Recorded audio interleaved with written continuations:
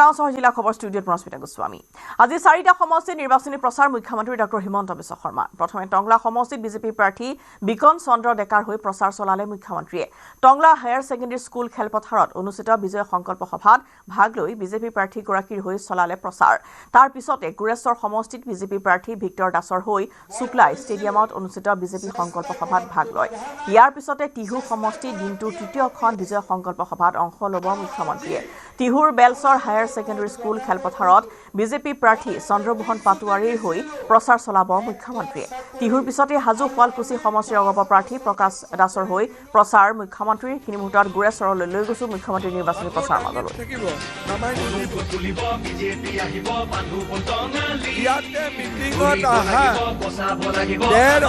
মহিলাই অৰুণোদয় পোৱা নাই, ঠিক আছে। এই 1,500 মহিলাক অৰুণোদয় দিব লাগিব। মিটিঙত নাহাও 2-3 হাজাৰ মহিলা আছে যোনে অৰুণোদয় পোৱা নাই। সেইকাৰণে আমাৰ গণেশ আছে, ভজন আছে, লক্ষী আছে, মহেশ্বৰ আছে, ভিক্টৰ আছে।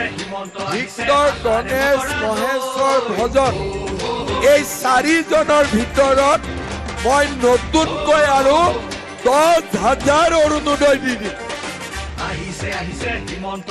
ভাল হ'ব।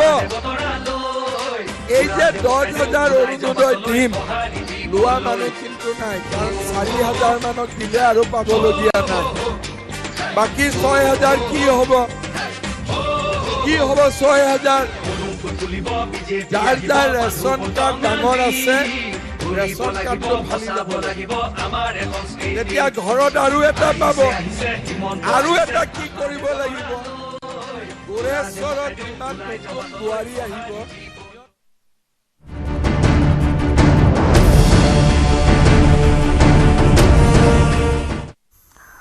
গোগামুখত প্ৰধানমন্ত্ৰী মোদীৰ নিৰ্বাচনী প্ৰচাৰ। বিশাল জনসভাত অংশগ্ৰহণ প্ৰধানমন্ত্ৰী মোদীৰ। ধেমাজি লখিমপুৰ জিলাৰ এনডিএৰ প্ৰাৰ্থী হৈ প্ৰচাৰ। অসমবাসীলৈ বহাগ বিহুৰ শুভেচ্ছা মোদীৰ। আপোনালোকৰ আশীৰ্বাদত তৃতীয়বাৰলৈ প্ৰধানমন্ত্ৰী হলো। আপোনালোকৰ আশীৰ্বাদতেই অসমত তৃতীয়বাৰলৈ চৰকাৰ হ'ব। প্ৰধানমন্ত্ৰীৰ মুখত আকৌ এবাৰ এনডিএৰ চৰকাৰ। লাচিত বৰফুকন সুধা কণ্ঠক স্মৰণ মোদীৰ। বিগত 10 বছৰত অসমে উন্নয়নৰ মুখ দেখিছে। অসমত কংগ্ৰেছৰ পৰাজয়ৰ হেট্ৰিক হ'ব। কংগ্ৰেছৰ তথাকথিত ৰাজকুমাৰ পৰাজয়ৰ শতক হ'ব। অসমৰ বিজেপিক ধন্যবাদ জনালে মোদীয়ে। 2024 আৰু 2026ত প্ৰধানমন্ত্ৰী ডাঙৰীয়া ধেমাজিলৈ আহিছে। সকলোকে এটা বৃহৎ হাত চাপৰিৰে তেখেতক স্বাগতম জনাবৰ কাৰণে মই অনুৰোধ জনাইছো। आने वाले समय में 15 लाख और गरीब परिवारों को पक्के घर की गारंटी पक्की है। गरीब परिवारों के बच्चों को केजी से पीजी तक मुफ्त शिक्षा की घोषणा भी प्रशंसनीय है। साथियों, असम की बहनों बेटियों के लिए तो डबल इंजन सरकार का डबल बेनिफिट और भी आकर्षक होता जा रहा है।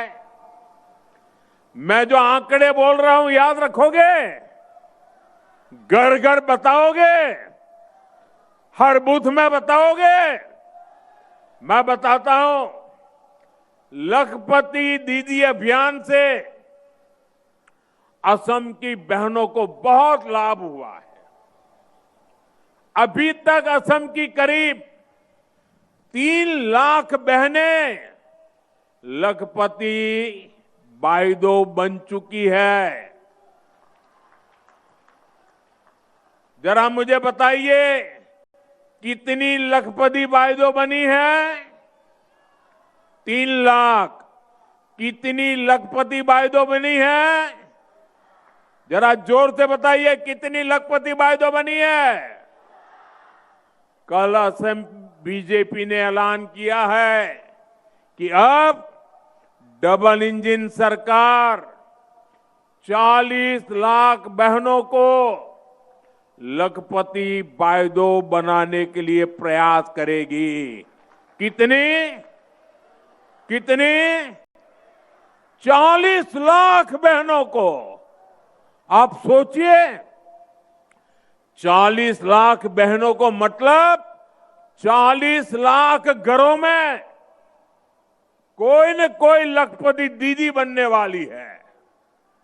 साथ ही असम बीजेपी ने अरुणोदय योजना में और अधिक बहनों को जोड़ने में और हर महीने मिलने वाली मदद को बढ़ाने की भी गारंटी दी है।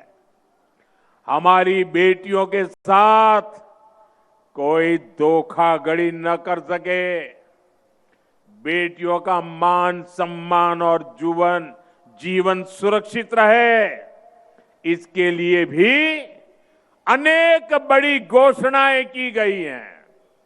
साथियों, असम में यूनिफॉर्म सिविल कोड लागू करना और हमारे आदिवासी समाज 6 शेड्यूल एरिया की संस्कृति और परंपराओं को सुरक्षित रखना, ये असम की पहचान बचाने के लिए बहुत बड़ी घोषणाएं हैं। और आप जानते हैं, बीजेपी जो कहती है वो करके दिखाती है।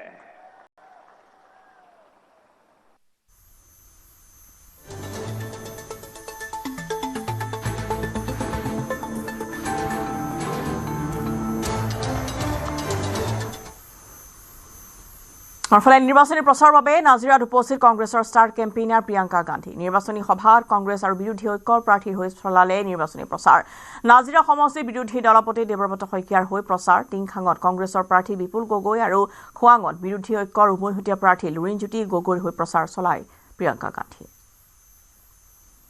সমাগত বিধানসভা নিৰ্বাচনক লৈ সাজু হৈছে প্ৰতিটো ৰাজনৈতিক দল আৰু মই বৰ্তমান উপস্থিত আছো নাজিৰাত আৰু ৰাজ্যৰ বিভিন্ন প্ৰান্তৰ লগতে নাজিৰাতো বলিছে নিৰ্বাচনৰ বতাহ। আজি নাজিৰাৰ কংগ্ৰেছ দলৰ প্ৰাৰ্থী দেৱব্ৰত শইকীয়াৰ হৈ নিৰ্বাচনী প্ৰচাৰৰ বাবে আহিব প্ৰিয়ংকা গান্ধী। আমি আমাৰ লগত দেৱব্ৰত শইকীয়া আছে, ডাঙৰীয়া আছে, আমি তেওঁৰ পৰা জানিম আজি প্ৰিয়ংকা গান্ধী ডাঙৰীয়া আহিব। হয়, আজি প্ৰিয়ংকা গান্ধী ডাঙৰীয়া নাজিৰালৈ আহিব আৰু অসমৰ নিৰ্বাচনৰ বাবে প্ৰথম জনসভা তেখেতে নাজিৰাতে কৰিব। আমি তেখেতক আদৰণি জনাবলৈ সাজু আৰু অসমৰ ৰাইজেও এটা উচিত প্ৰত্যুত্তৰ বিজেপিক দিবলৈ সাজু। এই কংগ্ৰেছৰ এই জনসভাৰ পৰাই উজনিৰ আমাৰ আজি প্ৰচাৰ আৰু তীব্ৰ হ'ব আৰু বিজেপি চৰকাৰে যোৱা 10 বছৰ বা 12 বছৰ অসমীয়া ৰাইজক কৰা প্ৰবঞ্চনাৰ এটা হিচাপ নিকাচ এই ভোটৰ যোগেৰে হ'ব বুলি আমি বিশ্বাসী।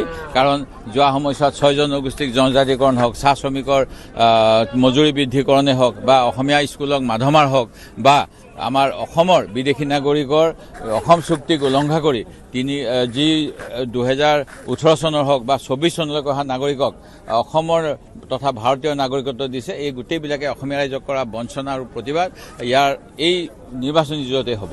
কিমান মানুহ সমবেত হ'ব পাৰে? আজি কিমান মানুহ হ'ব মোৰ কাৰণে কোৱা অসুবিধা, যিহেতু মই এতিয়া খবৰ পাই আছোঁ অসমৰ বিভিন্ন আমাৰ অসমৰ মানে বিভিন্ন অঞ্চলৰ দৰে আমগুৰি বা নাজিৰাতো বহু গাঁৱলীয়া বাট পথ বিজেপিৰ অমনোযোগিতাৰ বাবে কেঁচা হৈ থাকিলে, বোকাময় হৈ থাকিলে, ল'ৰা ছোৱালী স্কুল যাবলৈ অসুবিধা হ'ল, চিকিৎসালয়লৈ যাবলৈ অসুবিধা হ'ল।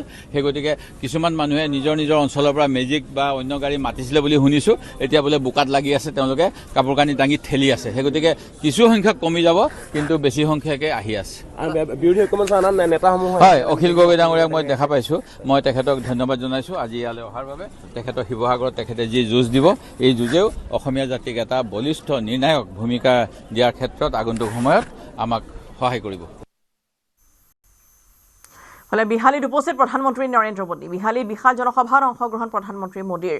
বিশ্বনাথ জিলাৰ আটাইকেইটা সমষ্টিৰ NDAৰ 5 প্ৰাৰ্থীৰ হৈ বিহালী নিৰ্বাচনী প্ৰচাৰ মোদীৰ।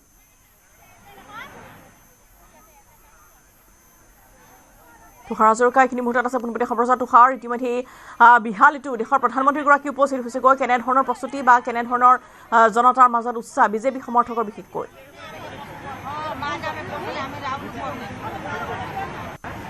হয় ৰশ্মিতা, ইতিমধ্যে প্ৰধানমন্ত্ৰীগৰাকী আহি উপস্থিত হৈছেহি বিহালীৰ কোলাগুৰি পথাৰত। আৰু মোৰ সহযোগী প্ৰভাত সিঙে ইয়াৰ দৃশ্য দেখুৱাই আছে। ইয়াত বিৰি বাট নোপোৱা এক পৰিৱেশ আৰু লোকাৰণ্য হৈ পৰিছে এই যি কোলাগুৰি পথাৰ বিহালীৰ। আৰু বিশ্বনাথ জিলাৰ যি 3টাকৈ সমষ্টি বিশ্বনাথ, বিহালী আৰু গহপুৰ সেই তিনিটা সমষ্টিৰ তিনিগৰাকী প্ৰাৰ্থী হৈ ইয়াত নিৰ্বাচনী প্ৰচাৰ চলাব প্ৰধানমন্ত্ৰীগৰাকী। আৰু ইতিমধ্যে প্ৰধানমন্ত্ৰীগৰাকীৰ যি হেলিকপ্টাৰ সেই হেলিকপ্টাৰে আহি ইতিমধ্যে হেলিপদত ইয়াত অস্থায়ীভাৱে স্থাপন কৰা হেলিপেডত ইতিমধ্যে অৱতৰণ কৰিছে আৰু প্ৰধানমন্ত্ৰীগৰাকীক চাবলৈ তেওঁৰ ভাষণ শুনিবলৈ এতিয়া দেখিবলৈ পোৱা গৈছে যে যথেষ্ট সংখ্যক লোকৰ সমাগম হৈছে আৰু এতিয়াও মানুহ আহি আছে। এই যি কোলাগুৰি পথাৰ সেই কোলাগুৰি পথাৰলৈ মানুহ আহি আছে আৰু দেখিবলৈ পোৱা গৈছে যে প্ৰায় লক্ষাধিক লোকৰ ইয়াত সমাগম ঘটিছে। মই কথা পাতিম, আপোনাৰ কাষলৈ আহিছো।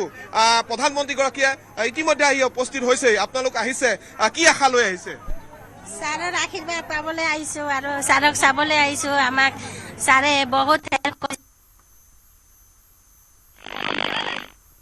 আৰু এয়া জনতাৰ উৎসাহ দেখিবলৈ পোৱা গৈছে, যিহেতু দেশৰ প্ৰধানমন্ত্ৰীগৰাকীক চাবলৈ আহিছোঁ বুলি তেওঁলোকে উল্লেখ কৰিছে। আৰু তাৰ পিছতেই তেওঁলোকে সেই উৎসাহ তেওঁলোকৰ ব্যক্ত কৰিছে দেশৰ প্ৰধানমন্ত্ৰীগৰাকীৰ আজি নিৰ্বাচনী প্ৰচাৰ অভিযান। আৰু ইতিমধ্যেই NDA প্ৰাৰ্থী হৈ নিৰ্বাচনী প্ৰচাৰত অংশগ্ৰহণ কৰিছিল তেওঁ গোগামুখত, আৰু এতিয়া বিহালীত উপস্থিত হৈছেগৈ প্ৰধানমন্ত্ৰী নৰেন্দ্ৰ মোদী। বিশাল এখন জনসভাত তেওঁ অংশগ্ৰহণ কৰিব আৰু তেওঁক এনেধৰণেই অভিবাদন জনোৱা হৈছে, তেওঁক আদৰণি জনোৱা হৈছে। বিহালীৰ এই বিশাল জনসভাতো ইতিমধ্যে হাজাৰ হাজাৰ লোকে অংশগ্ৰহণ কৰিছে। বিজেপি সমৰ্থক বা দেশৰ প্ৰধানমন্ত্ৰীগৰাকীৰ যথেষ্ট অনুৰাগী আহি উপস্থিত হৈছেহি আৰু তাৰ পিছতেই তেওঁৰ ভাষণ শুনিবলৈ এনেদৰে উদ্গ্ৰীৱ হৈ আছে সহস্ৰাধিক জনতা। তামোল বিক্ৰী কৰাৰ বাবে বাক্সাত সংঘটিত হত্যাকাণ্ড। বাক্সাৰ ডাওধাৰাত পিতৃৰ আক্ৰমণত পুত্ৰৰ কৰুণ মৃত্যু। গণেশ গয়াৰী নামৰ লোক এজনে হত্যা কৰে পুত্ৰক। পিতৃৰ কোৰ আক্ৰমণত নিহত পুত্ৰ আউদা গয়াৰী। হিমলা আৰক্ষীৰ জালত পৰিছে ঘাতক পিতৃ গণেশ গয়াৰী। পুনৰবাৰ জনাইছোঁ যে তামোল বিক্ৰী কৰাৰ বাবেই বাক্সাত এটা নৃশংস হত্যাকাণ্ড সংঘটিত হৈছে। বাক্সাৰ ডাওধাৰাত পিতৃৰ আক্ৰমণত পুত্ৰৰ হৈছে কৰুণ মৃত্যু। গণেশ গয়াৰী নামৰ লোক এজনে পুত্ৰক হত্যা কৰিছে। পিতৃৰ কোৰ আক্ৰমণত নিহত হৈছে পুত্ৰ আউদা গয়াৰী। হিমলা আৰক্ষীৰ জালত পৰিছে ঘাতক পিতৃ গণেশ গয়াৰী।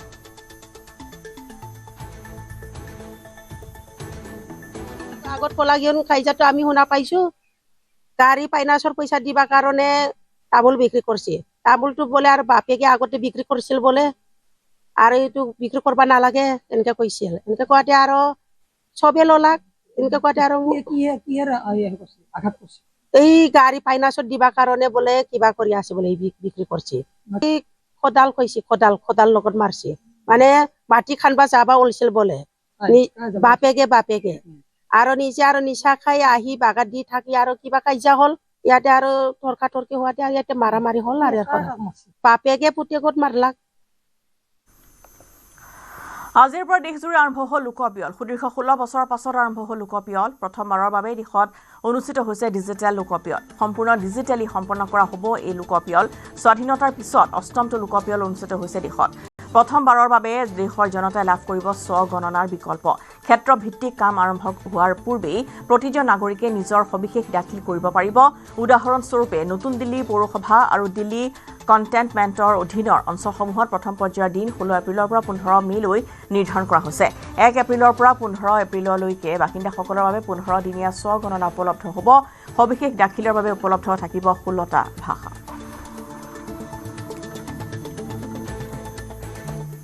খবৰ দিছে মাত্ৰ লৈছে এটি বিৰতি।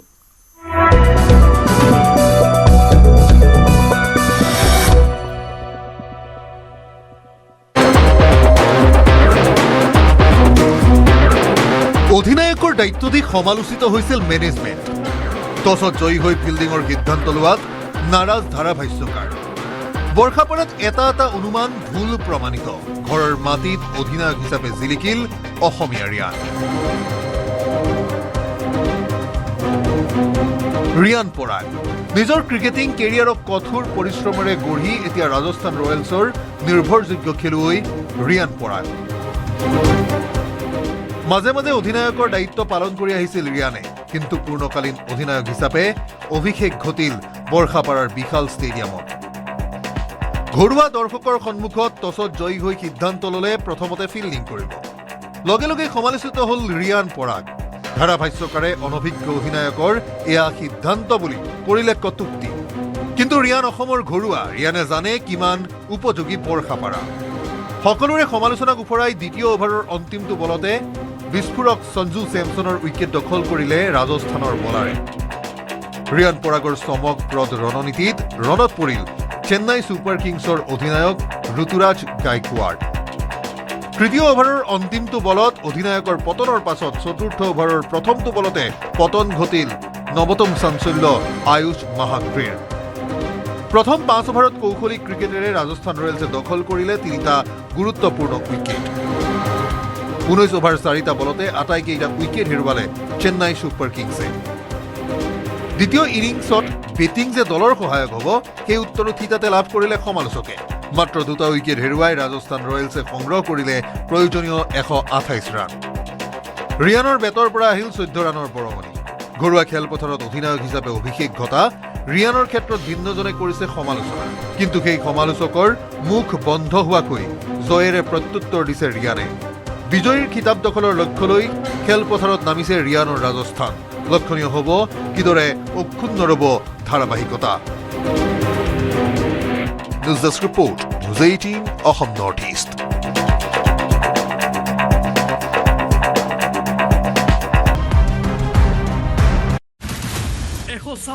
সমষ্টি 722 গৰাকী প্ৰাৰ্থী, 2,50,00,000 ভোটাৰ।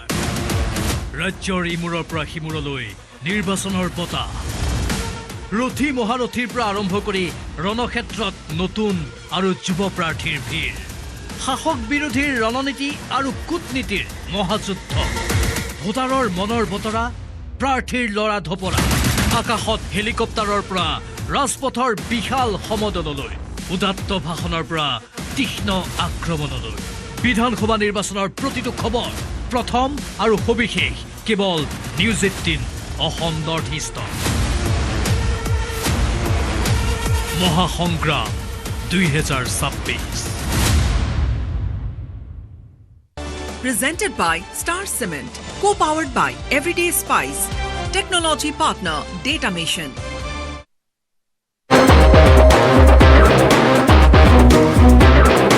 অধিনায়কৰ দায়িত্ব দি সমালোচিত হৈছিল মেনেজমেণ্ট। টছত জয়ী হৈ ফিল্ডিঙৰ সিদ্ধান্ত লোৱাত নাৰাজ ধাৰাভাষ্যকাৰ। বৰ্ষাপাৰাত এটা অনুমান ভুল প্ৰমাণিত। ঘৰৰ মাটিত অধিনায়ক হিচাপে জিলিকিল অসমীয়া ৰিয়ান পৰাগ। নিজৰ ক্ৰিকেটিং কেৰিয়াৰক কঠোৰ পৰিশ্ৰমেৰে গঢ়ি এতিয়া ৰাজস্থান ৰয়েলছৰ নিৰ্ভৰযোগ্য খেলুৱৈ ৰিয়ান পৰাগ। মাজে মাজে অধিনায়কৰ দায়িত্ব পালন কৰি আহিছিল ৰিয়ানে, কিন্তু পূৰ্ণকালীন অধিনায়ক হিচাপে অভিষেক ঘটিল বৰ্ষাপাৰাৰ বিশাল ষ্টেডিয়ামত। ঘৰুৱা দৰ্শকৰ সন্মুখত টছত জয়ী হৈ সিদ্ধান্ত ল'লে প্ৰথমতে ফিল্ডিং কৰিব। লগে লগে সমালোচিত হ'ল ৰিয়ান পৰাগ। ধাৰাভাষ্যকাৰে অনভিজ্ঞ অধিনায়কৰ এয়া সিদ্ধান্ত বুলি কৰিলে কটুক্তি। কিন্তু ৰিয়ান অসমৰ ঘৰুৱা, ৰিয়ানে জানে কিমান উপযোগী বৰ্ষাপাৰা। সকলোৰে সমালোচনাক ওফৰাই দ্বিতীয় অভাৰৰ অন্তিমটো বলতে বিস্ফোৰক সঞ্জু চেমছনৰ উইকেট দখল কৰিলে ৰাজস্থানৰ বলাৰে। ৰিয়ান পৰাগৰ চমকপ্ৰদ ৰণনীতিত ৰণত পৰিল চেন্নাই ছুপাৰ কিংছৰ অধিনায়ক ঋতুৰাজ গাইকোৱাড। তৃতীয় অভাৰৰ অন্তিমটো বলত অধিনায়কৰ পতনৰ পাছত চতুৰ্থ অভাৰৰ প্ৰথমটো বলতে পতন ঘটিল নৱতম চাঞ্চল্য আয়ুষ মাহাত্ৰেৰ। প্ৰথম 5 অভাৰত কৌশলী ক্ৰিকেটেৰে ৰাজস্থান ৰয়েলছে দখল কৰিলে 3টা গুৰুত্বপূৰ্ণ উইকেট। 19 অভাৰ 4টা বলতে আটাইকেইটা উইকেট হেৰুৱালে চেন্নাই ছুপাৰ কিংছে। দ্বিতীয় ইনিংছত বেটিং যে দলৰ সহায়ক হ'ব সেই উত্তৰো থিতাতে লাভ কৰিলে সমালোচকে। মাত্ৰ 2টা উইকেট হেৰুৱাই ৰাজস্থান ৰয়েলছে সংগ্ৰহ কৰিলে প্ৰয়োজনীয় 128 ৰান। ৰিয়ানৰ বেটৰ পৰা আহিল 14 ৰানৰ বৰঙণি। ঘৰুৱা খেলপথাৰত অধিনায়ক হিচাপে অভিষেক ঘটা ৰিয়ানৰ ক্ষেত্ৰত ভিন্নজনে কৰিছে সমালোচনা, কিন্তু সেই সমালোচকৰ মুখ বন্ধ হোৱাকৈ জয়েৰে প্ৰত্যুত্তৰ দিছে ৰিয়ানে। বিজয়ীৰ খিতাপ দখলৰ লক্ষ্য লৈ খেলপথাৰত নামিছে ৰিয়ানৰ ৰাজস্থান। লক্ষণীয় হ'ব কিদৰে অক্ষুণ্ণ ৰ'ব ধাৰাবাহিকতা। News desk report, news 18 Assam north ইষ্ট।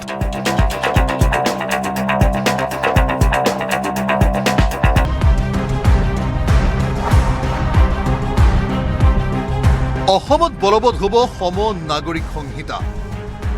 বিজেপি দল শাসনলৈ আহিলেই ৰাজ্যত বলবৎ কৰিব সম নাগৰিক সংহিতা তথা UCC। প্ৰথমে নলবাৰী জিলাৰ চামতাত নিৰ্বাচনী সভাত এই ঘোষণা NDAৰ ষ্টাৰ কেম্পেইনাৰ তথা কেন্দ্ৰীয় গৃহমন্ত্ৰী অমিত শ্বাহৰ। आसाम में भी हम समान नागरिक संहिता यूसीसी लाकर 4 शादियों पर प्रतिबंध करने वाले কেন্দ্ৰীয় গৃহমন্ত্ৰীৰ পাছত বিজেপিৰ নিৰ্বাচনী ইস্তাহাৰতো একেই প্ৰতিশ্ৰুতি দিছপুৰ দখলৰ পাছতে সম নাগৰিক সংহিতা প্ৰৱৰ্তনৰ প্ৰতিশ্ৰুতিৰে প্ৰকাশ পালে বিজেপিৰ নিৰ্বাচনী সংকল্প পত্ৰ মুখ্যমন্ত্ৰী আৰু ৰাজ্যিক বিজেপিৰ শীৰ্ষ নেতৃত্বৰ উপস্থিতিত কেন্দ্ৰীয় বিত্তমন্ত্ৰী নিৰ্মলা সীতাৰমণে মুকলি কৰিলে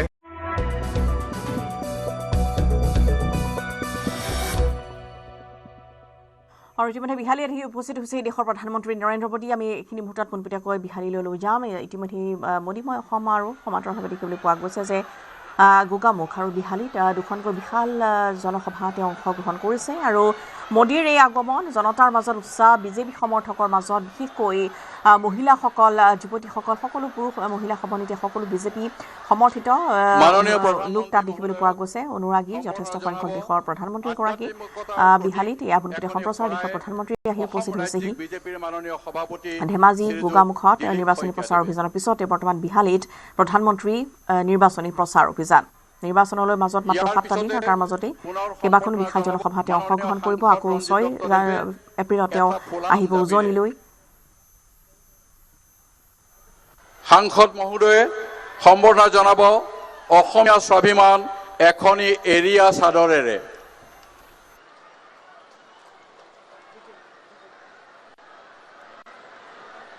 সম্বৰ্ধনা জনাব প্ৰধানমন্ত্ৰী মহোদয়ক গুৰুজনাৰ সৃষ্টিৰাজি লোকবাদ্য এজোৰ ভূৰ তালেৰে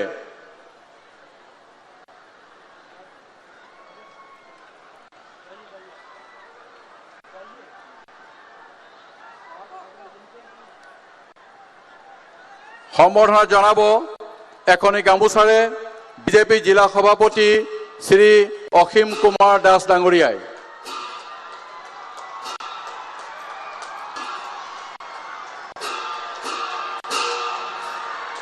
সকলোৱে উৰুলি দিয়ক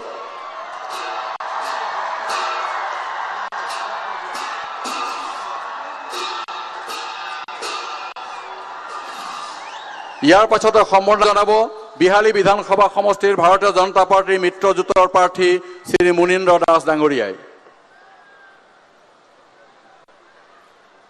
ইয়াৰ পাছতে সম্বৰ্ধনা জনাব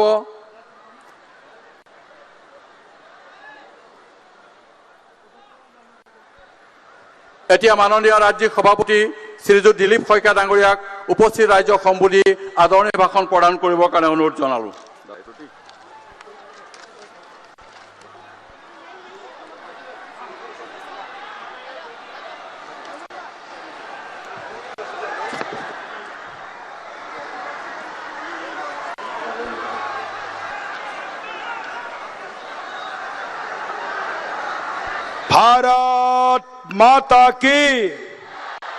भारत माता की परम श्रद्धेय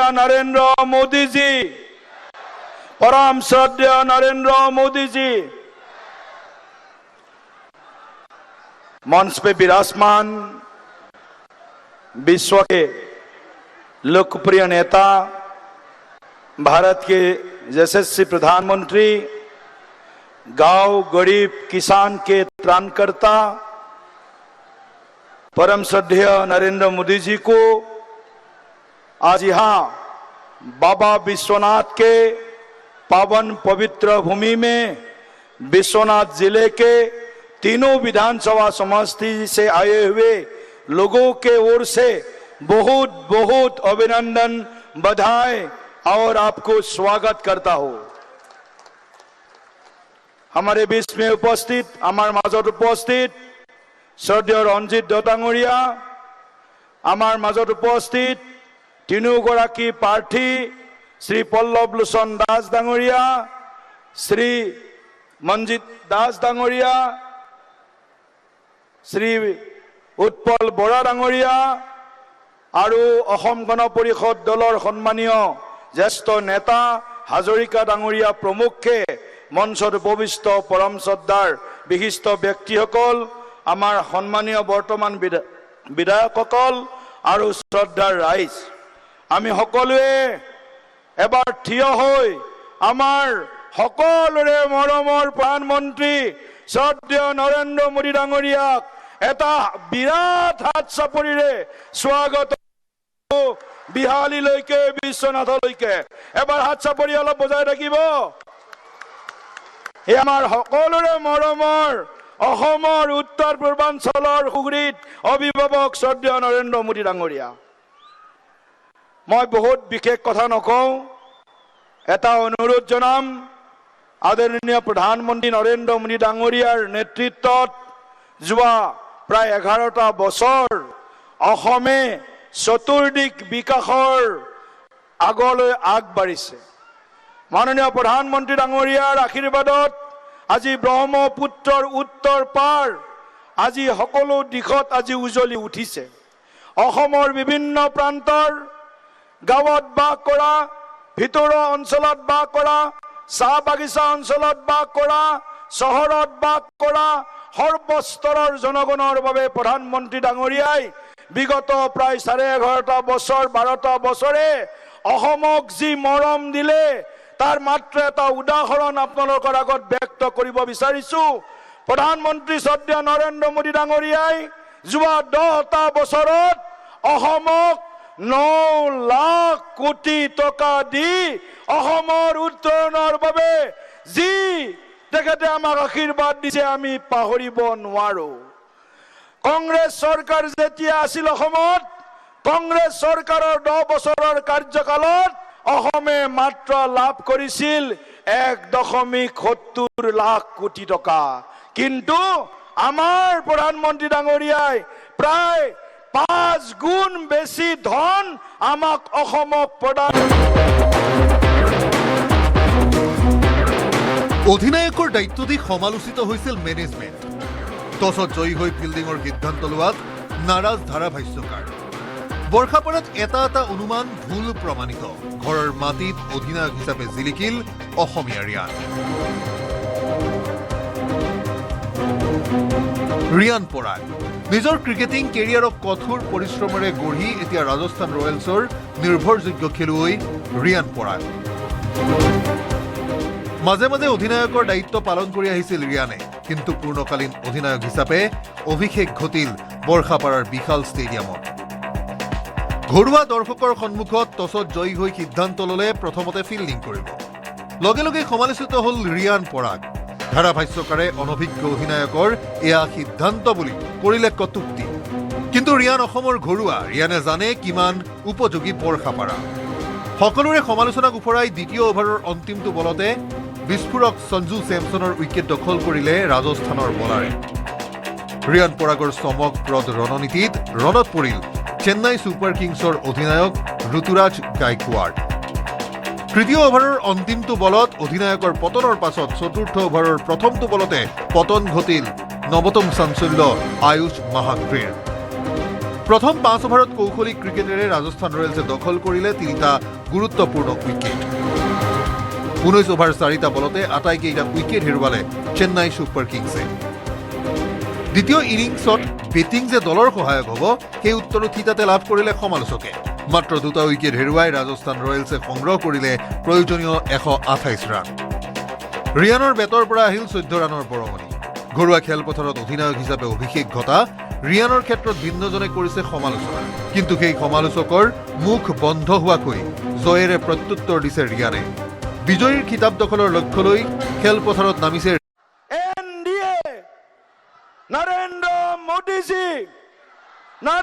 मोदी जी, डॉक्टर हिमंत बिश्व शर्मा। आदरणीय प्रधानमंत्री जी, आपको से असम वासियों के ओर से बाबा विश्वनाथ के पवन पवित्र भूमि से हृदय से आपको इस बिहाली में बराली पठार इस खेल पठार में आयोजित इस सभा में स्वागत करते हुए मैं अपने वाणी को यही विराम देता हूँ। बहुत बहुत धन्यवाद, नमस्कार।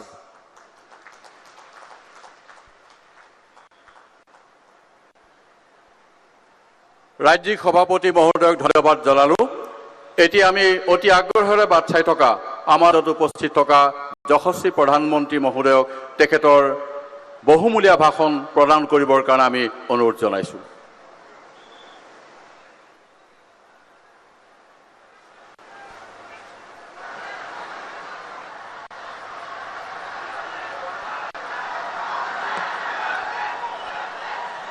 भारत माता की,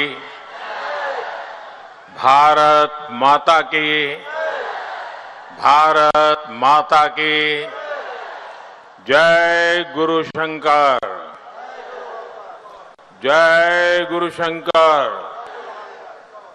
नमस्कार। उजोनीर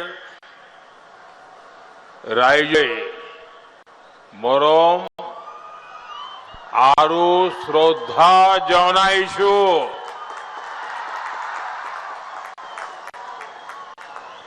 विश्वनाथ जिले की धरती एक महत्वपूर्ण तपोस्थली है। यहां गंगमऊ थान है। यहां महापुरुष श्रीमंत शंकर देव जी ने वर्षों तक साधना की, भक्ति और समाज सुधार की एक नई धारा प्रवाहित की। यहां से कुछ ही दूरी पर मां कल्याणी का पावन स्थान है और आप सबको मालूम है काशी के लोगों ने मुझे सांसद बनाया है। मैं बाबा विश्वनाथ की काशी का सांसद हूं और आज ये विश्वनाथ की जनता जनार्दन यहाँ की गुप्त काशी में मैं आज यहां भी आपको प्रणाम करने आया हूं। साथियों, बाबा विश्वनाथ का आशीर्वाद हम सभी पर पूर्ण रहा है। भाजपा एनडीए पर रहा है और यहां मैं देख रहा हूं विश्वनाथ में भी बीजेपी एनडीए के लिए अभूतपूर्व समर्थन है।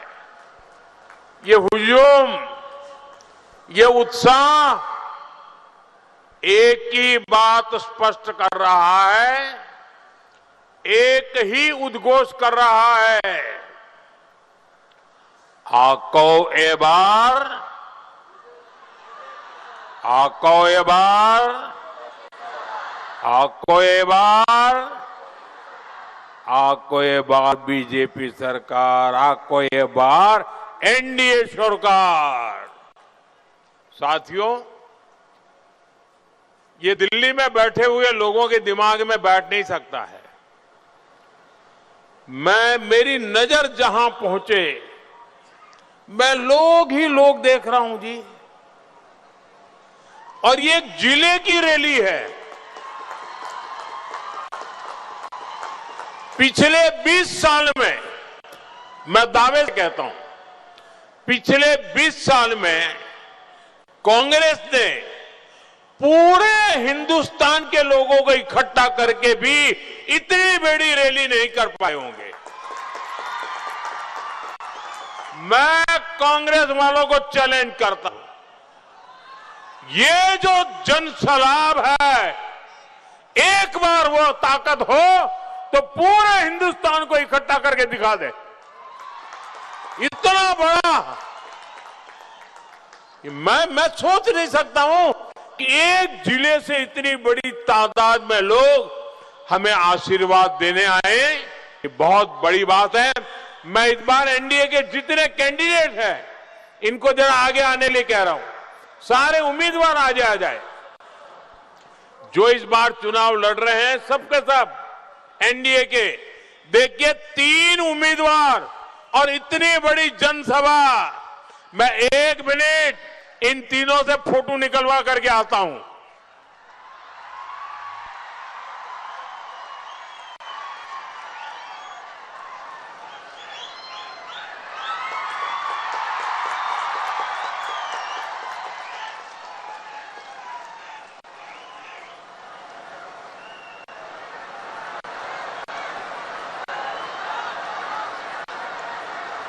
साथियों, देश में जहां भी बीजेपी एनडीए सरकार है, वहां की जनता सुशासन की वजह से हमारी सरकार को बार बार सेवा का मौका देती है। असम में पिछले चुनाव में आपने हमें भरपूर आशीर्वाद दिया था। मुझे विश्वास है असम की जनता इस बार भी बीजेपी एनडीए को रिकॉर्ड बहुमत देने जा रही है। मेरी बात सही है? जरा हाथ ऊपर करके ताली बजाइए। तीनों सीट आएगी, यहां से भारी बहुमत से आएगी। असम में इस बार जीत की हैट्रिक बनने वाली है।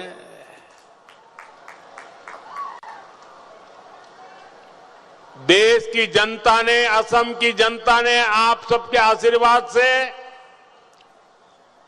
मुझे भी केंद्र में हैट्रिक लगाने का अवसर मिला था। ये चुनाव ऐसा है, असम कांग्रेस भी अपने पराजय की हैट्रिक लगा वाले हैं।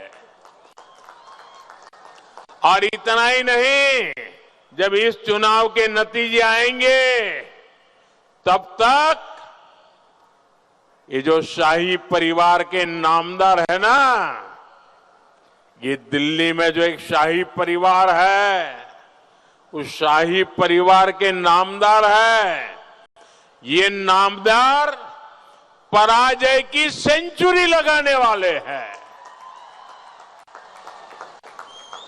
साथियों, मेरे इस विश्वास की वजह डबल इंजन सरकार का काम है।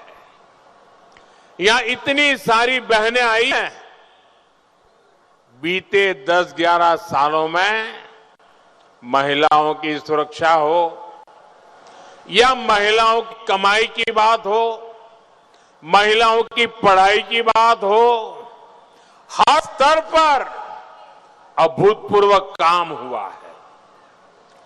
लखपति दीदी अभियान के तहत असम की लाखों बहनें लखपति बन चुकी है।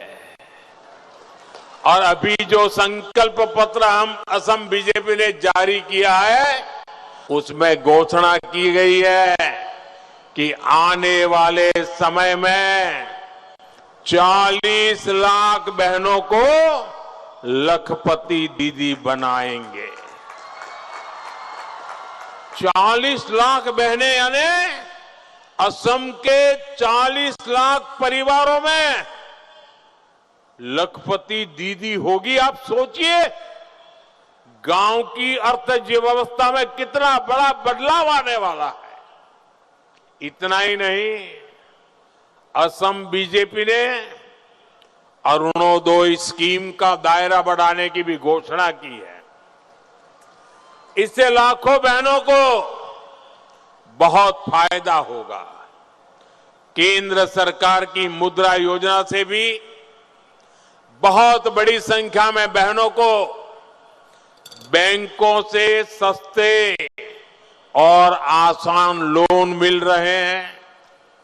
इसे बहनें आसानी से अपना कोई स्वरोजगार कर रही है। साथियों, हमारी सरकार महिलाओं को अपने घर की मालकिन बना रही है। गरीबों को जो पक्के घर मिल रहे हैं, उसमें भी काफी सारी रजिस्ट्रियां घर की महिला सदस्य के नाम की जा रही है।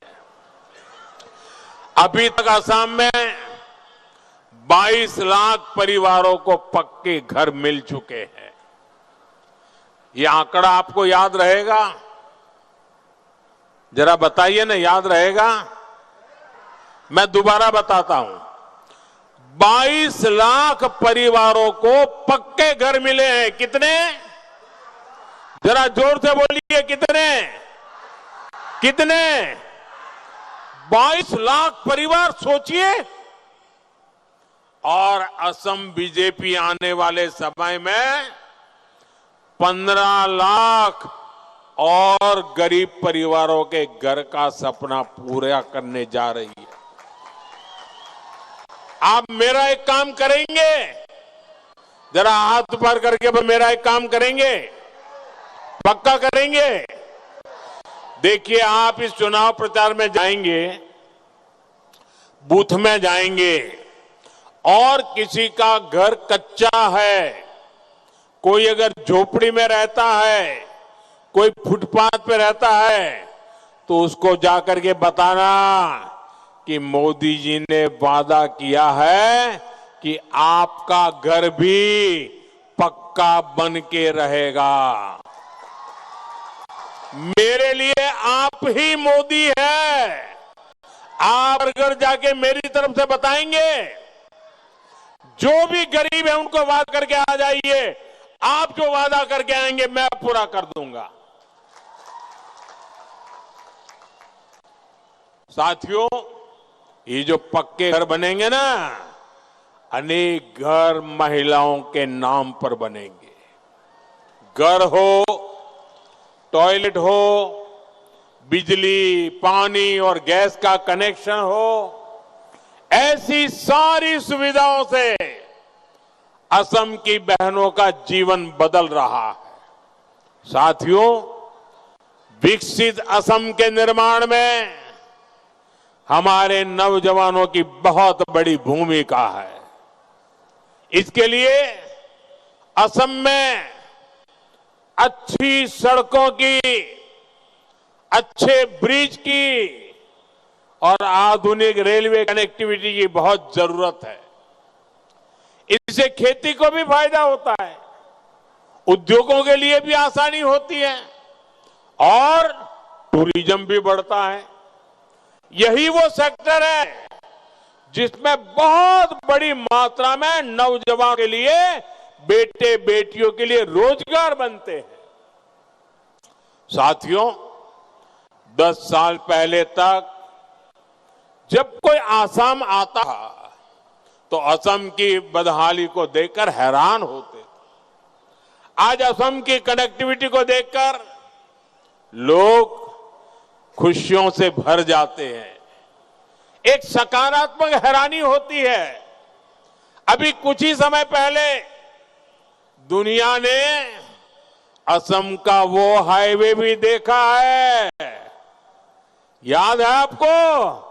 ऐसा हाईवे, असम का हाईवे, जहां लड़ाकू विमान हाईवे पर उतर रहे हैं। पूरे देश में इसकी बहुत चर्चा हुई। साथियों, अब मैं आपको एक और खुशखबरी देना चाहता हूं। आपने हाईवे पर फाइटर जेट उतरते देखे, अब यहां ब्रह्मपुत्र के पानी के नीचे से भी गाड़ियां गुजरेगी। ऊपर से ब्रह्मपुत्र नदी और नीचे से गाड़ियां चलेगी। केंद्र सरकार ने ब्रह्मपुत्र के नीचे अंडर टनल बनाने के निर्णय को स्वीकृत कर लिया है और इस पर करीब 18,500 करोड़ रुपया खर्च किए जाएंगे। ये 18,500 करोड़ रुपया टनल तो बनेगी, लेकिन ये रुपया असम में लगने वाला है, यहां के लोगों का फायदा होने वाला है। साथियों, इस अंडर वाटर टनल के बनने से नुमालीगढ़ और गोहरपुर के बीच की दूरी बहुत कम हो जाएगी। इससे असम की बाकी नॉर्थ ईस्ट से कनेक्टिविटी और बेहतर होगी। जब ये बनेगी तब तो फायदा होगा ही, लेकिन निर्माण के समय भी इससे अनेक रोजगार भी मिलने वाले हैं। साथियों, बीजेपी असम की एक और बड़ी परेशानी को दूर करने के लिए ईमानदारी प्रयास कर रही है। ये परेशानी बाढ़ की है, भूमि कटाव की है। अभी इसके लिए सैकड़ों करोड़ रुपए के प्रोजेक्ट पर काम चल रहा है। असम बीजेपी ने घोषणा की है कि बाढ़ और भूमि कटाव से बचाव के लिए 18,000 करोड़ रुपए और खर्च किए जाएंगे। ये बहुत बड़ा काम होने जा रहा है। साथियों, बीजेपी एनडीए सरकार का एक बहुत बड़ा लक्ष्य असम को आत्मनिर्भर बनाने का भी है। ये काम दशकों पहले शुरू होना चाहिए था, लेकिन कांग्रेस ने असम के सामर्थ्य के साथ न्याय नहीं किया।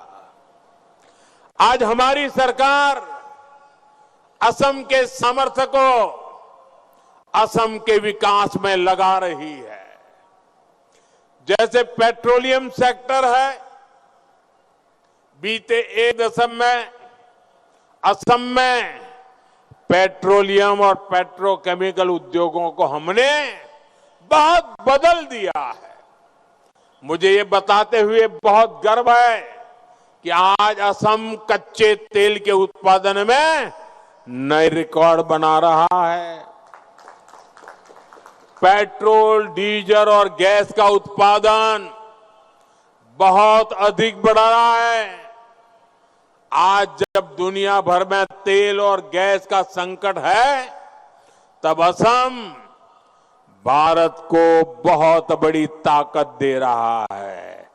और इसलिए मैं कहता था, ए फॉर असम,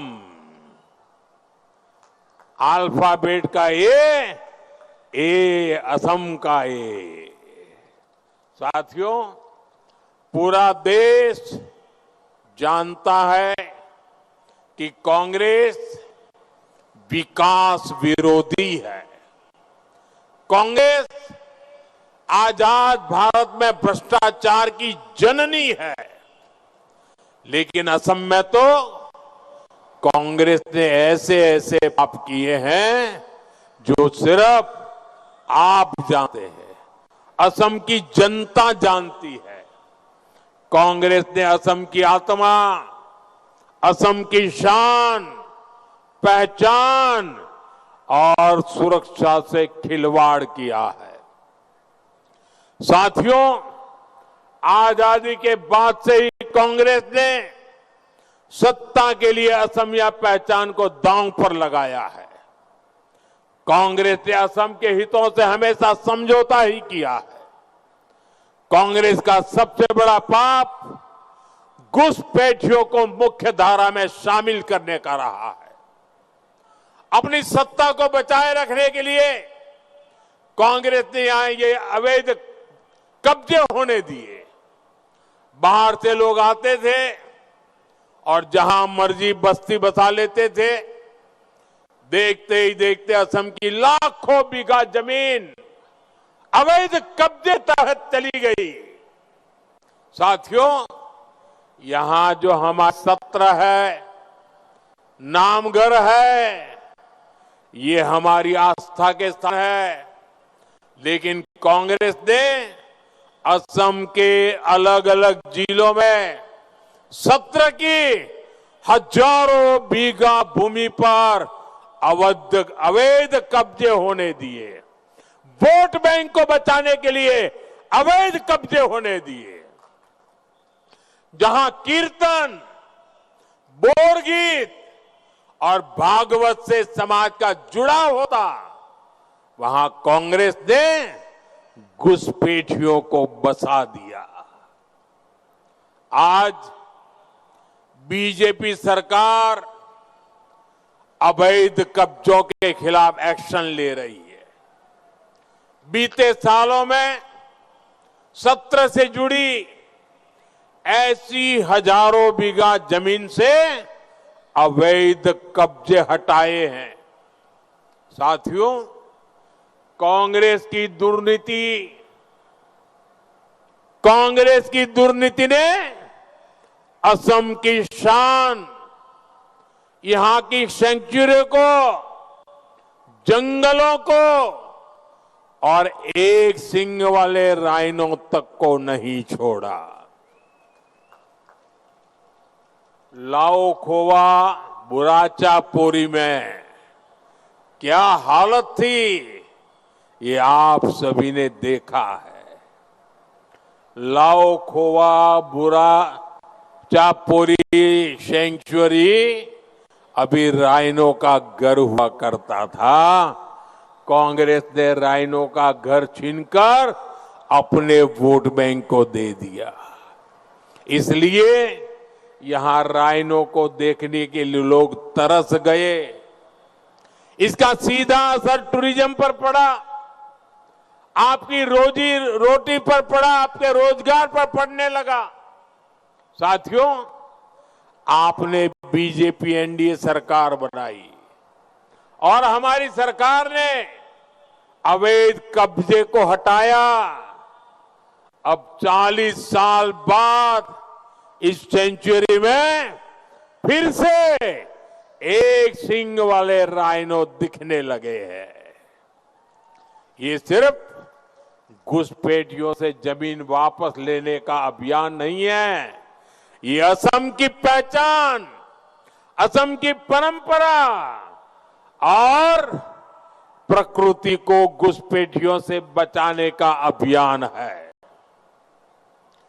लेकिन आपको सावधान भी रहना है। कांग्रेस अब खुलकर अवैध कब्जे के पक्ष में आ गई है। कांग्रेस खुलकर घुसपैठियों का बचाव कर रही है। इसलिए आपका एक वोट असम की सुरक्षा तय करेगा। घुसपैठ और घुसपैठियों के इरादे पस्त करेगा। आपनार एटा भोटे अहोमोर हुरेखा सुनिश्चित करीब अनुप्रवेशारो अनुप्रवेशकारी उद्देश्य विफल करिब। साथियों, एक तरफ बीजेपी एनडीए सरकार घुसपैठियों से अवैध कब्जा छुड़ा रही है, वहीं दूसरी तरफ यहां के संतानों को भूमि के अधिकार दे रही है। मिशन वसुंधरा के तहत 23 लाख से अधिक असम के मूल निवासी भूमि के मालिक बने हैं। ये जनजातीय समाज के लिए, एससी कम्युनिटी के परिवारों के लिए बहुत बड़ा सुरक्षा कवच बन रहा है और यही सच्चा सामाजिक न्याय है। यही बाबा साहब आंबेडकर के संविधान का सम्मान है। असम बीजेपी ने घोषणा की है कि हर जरूरतमंद आदिवासी और मूल निवासी परिवार को जमीन का मालिकाना अधिकार दिया जाएगा। साथियों, विश्वनाथ की पहचान तो चाय बागानों से है, टी गार्डन से है। यहां का मनोबारी चाय बागान हमारी शान है और इस चाय वाले का मोह चाय के बागानों से नहीं होगा तो भला किसका होगा। और आज मेरे लिए खुशी की बात है कि चुनाव घोषित होने के बाद मैं आज पहली बार आया, तो मैंने चुनाव प्रचार का अभियान कहां से शुरू किया? मैं आज सुबह सुबह चाय बागान चले गया। चाय बागान में काम करने वाली माताओं बहनों के आशीर्वाद लिए। चाय बागान में काम करने वाली माताओं बहनों के आशीर्वाद लेने के बाद मैं असम में चुनाव के लिए वोट मांगने के लिए निकला हूं। और मुझे पक्का विश्वास है, चाय बागान की माताओं बहनों का आशीर्वाद कभी भी बेकार नहीं जाता है। यहां लगभग 200 सालों का परिश्रम है, पूरी परंपरा है, लेकिन आपको कांग्रेस के पाप नहीं भूलने हैं। कांग्रेस ने 60 सालों में चाय समुदाय को, चाय बागानों में काम करने वालों को छोटी छोटी चीजों के लिए तरसाए रखा। कांग्रेस की सरकार को कभी याद ही नहीं आया कि टी गार्डन में काम करने वालों को भी भूमि का अधिकार चाहिए। साथियों, बीजेपी एनडीए सरकार ने चाय बागान में काम करने वाले लाखों परिवारों को भूमि के पट्टे देने का काम शुरू कर दिया। भूमि पर अधिकार देना शुरू किया है। और मेरा सौभाग्य है कि कुछ समय पहले गुवाहाटी में मुझे भी ऐसे अनेक चाय बागान के परिवारों को जमीन के दस्तावेज सौंपने का अवसर मिला। अब टी गार्डन के लाखों परिवारों को पक्के घर, टॉयलेट, गैस सिलेंडर, नल से जल, बिजली, ऐसी अनेक सुविधाएं मिलना और भी आसान हो जाएगा। असम बीजेपी ने अपने संकल्प पत्र में टी गार्डन में काम करने वाले साथियों की मजदूरी बढ़ाने की भी घोषणा की है। साथियों, जिनको किसी ने नहीं पूछा, मोदी उनको पूजता है। डबल इंजन सरकार की जितनी कल्याणकारी योजना है, उनका सबसे अधिक लाभ गरीबों को मिल रहा है। लाखों परिवारों को फ्री अनाज मिल रहा है, फ्री इलाज मिल रहा है। कांग्रेस के राज में बच्चों की स्कॉलरशिप तक में घोटाले ही घोटाले हुआ करते थे। आज एससी एसटी परिवारों के बच्चे की पढ़ाई के लिए उनके बैंक खाते में सीधे पैसे जमा किया जाता है, बीच में कोई कट कमीशन नहीं हो सकता। बीजेपी तुष्टीकरण नहीं, सबका साथ, सबका विकास करती है। इसलिए बीजेपी एनडीए को विजयी बनाना है। बीजेपी तुष्टीकरण নহয়, সকলোৰে লগ হৈ সকলোৰ উন্নতি সাধন করে। সেই কারণে বিজেপি एनडीए का जय करवा लगे। साथियों, आपसे बात करते हुए मैं कनकलता बरुआ और मुकुंद काकोती का भी, उनको भी पुण्य स्मरण करूंगा, उनका याद करूंगा। आजादी की लड़ाई में 17 साल की एक बेटी सीने पर गोली खाती है, लेकिन हाथ से तिरंगा नहीं छोड़ती। ऐसे बलिदानों ने हमें ये आजादी दी है। लेकिन कांग्रेस ने आजादी की लड़ाई का सारा श्रेय सिर्फ एक शाही परिवार को दे दिया। आज की पीढ़ी कांग्रेस की ये सच्चाई देखकर हैरान है। आज बीजेपी एनडीए को पूरे देश में समर्थन इसलिए भी मिल रहा है क्योंकि बीजेपी विकास भी करती है और विरासत का सम्मान, सुरक्षा और समृद्धि भी सुनिश्चित करती है। वही कांग्रेस को देश की विरासत से, देश के गौरवमयी इतिहास से नफरत है। साथियों, असम की जनता भारत रत्न भूपेन हजारिका जी का अपमान भी नहीं भूल सकती। बीजेपी एनडीए सरकार ने महान भूपेन हजारिका जी को भारत रत्न दिया, लेकिन कांग्रेस के जो वर्तमान अध्यक्ष हैं, उन्होंने इसका उपहास उड़ाया, मजाक उड़ाई। हमने तो कांग्रेस के उस नेताओं का भी सम्मान किया जिन्होंने असम के लिए, देश के लिए अपना योगदान दिया। लेकिन कांग्रेस अपने नेताओं को भी भुला देती है।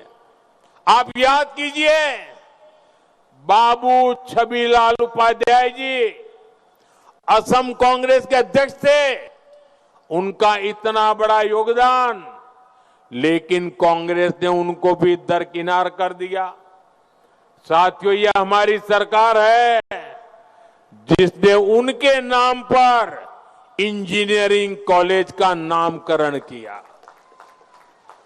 गुवाहाटी और सोनितपुर में उनकी प्रतिमा लगाई ताकि उनका योगदान भावी पीढ़ी जान सके।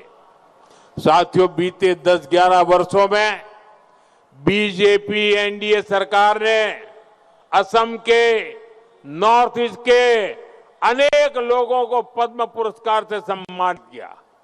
ये हमारी सरकार ही है जिसने श्रीमंत शंकरदेव जी की जन्मभूमि बतौद्रवा थान का विकास किया। ये बीजेपी सरकार ही है जिसने असमिया भाषा को शास्त्रीय भाषा का दर्जा दिया। इसलिए आपका वोट विकास और विरासत दोनों के नाम पर पड़ना चाहिए। आपना लोकोर भोट विकास आरो हंसकृति देव तारे नाओ पराटो उचित। साथियों, बीजेपी एनडीए ने अपने बहुत परिश्रमी काम करने वाले अपने कार्यकर्ताओं को उम्मीदवार बनाया है। ये सारे परिश्रमी कार्यकर्ता हैं, इन सभी को भारी मतों से विजयी बनाना है। आप सभी को याद रखना है, बूथ जीतेंगे तो चुनाव जीतेंगे। मेरे साथ बोलेंगे, मैं कहूंगा बूथ जीतेंगे तो आपको बोलना है चुनाव जीतेंगे। बूथ जीतेंगे, बूथ जीतेंगे, बूथ जीतेंगे। बूथ जी के लिए निर्वाचन जी की, बूथ जी के लिए, बूथ जी के लिए, बूथ जी के लिए, बूथ जी के लिए, निर्वाचन जी के लिए। आपको मेरा एक और काम करना है। आप जिससे भी मिले, अभी मतदान 9 तारीख को होने वाला है। आप गांव-गांव जाएंगे, घर-घर जाएंगे। आप जिसको भी मिलेंगे, मेरा एक काम करेंगे, जरा हाथ ऊपर करके बताएंगे मेरा काम करेंगे। सबके सब लोग करेंगे। आप जब भी जिसको मिले तो उनको कहिएगा कि मोदी जी ने बोहाग बिहू की शुभकामनाएं दी है। मेरी शुभकामनाएं पहुंचा देंगे, हर किसी को पहुंचा देंगे। आपका बहुत बहुत धन्यवाद। मेरे साथ बोलिए भारत माता की, भारत माता की, भारत माता की।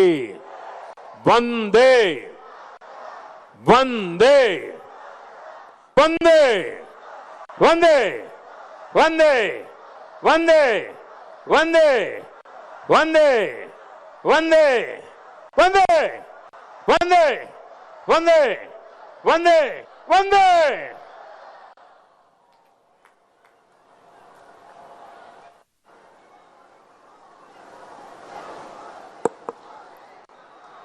মাননীয় যশস্বী প্ৰধানমন্ত্ৰী মহোদয়ক তেখেতৰ ভাষণৰ বাবে অশেষ ধন্যবাদ জ্ঞাপন কৰিছোঁ। এতিয়া আজি আমি সভাৰ সমাপ্তি ঘোষণালৈ আহিছোঁ। আজিৰ এই সভাত আমাৰ তিনিওটা সমষ্টিৰ পৰা যিসকল কাৰ্যকৰ্তা আহি সভাৰ সুস্থ বৃদ্ধি কৰিলে তেখেতসকললৈ আন্তৰিক ধন্যবাদ আৰু কৃতজ্ঞতা জ্ঞাপন কৰি আজি আমি সভাৰ সমাপ্তি ঘোষণা কৰিছোঁ। ধন্যবাদ। আৰু এয়া আছিল বিহালীৰ পৰা পোনপটীয়া সম্প্ৰচাৰ। দেশৰ প্ৰধানমন্ত্ৰীগৰাকীৰ নিৰ্বাচনী প্ৰচাৰ সভা আৰু হাজাৰ হাজাৰ জনতাই আজি অংশগ্ৰহণ কৰিছে বিহালীৰ জনসভা। দেশৰ প্ৰধানমন্ত্ৰীগৰাকীৰ ভাষণ শুনিবলৈ ইতিমধ্যে বিভিন্ন প্ৰান্তৰ পৰা যথেষ্ট সংখ্যক লোকৰ আগমন হৈছিল বিশ্বনাথৰ বিহালীৰ পৰা। এয়া আছিল পোনপটীয়া সম্প্ৰচাৰ। NDAৰ প্ৰাৰ্থীসকলৰ হৈ নিৰ্বাচনী প্ৰচাৰ সভাত অংশগ্ৰহণ কৰিলে দেশৰ প্ৰধানমন্ত্ৰীগৰাকীয়ে। দুখনকৈ বিশাল জনসভাত আজি অংশগ্ৰহণ কৰিলে দেশৰ প্ৰধানমন্ত্ৰীগৰাকীয়ে। বৰ্তমান মঞ্চতেই তেওঁক এনেদৰে সম্বৰ্ধনা জনোৱা হৈছে। গোগামুখৰ পিছত বিহালীত এয়া দেশৰ প্ৰধানমন্ত্ৰীগৰাকীৰ নিৰ্বাচনী প্ৰচাৰ সভাৰ পোনপটীয়া সম্প্ৰচাৰ।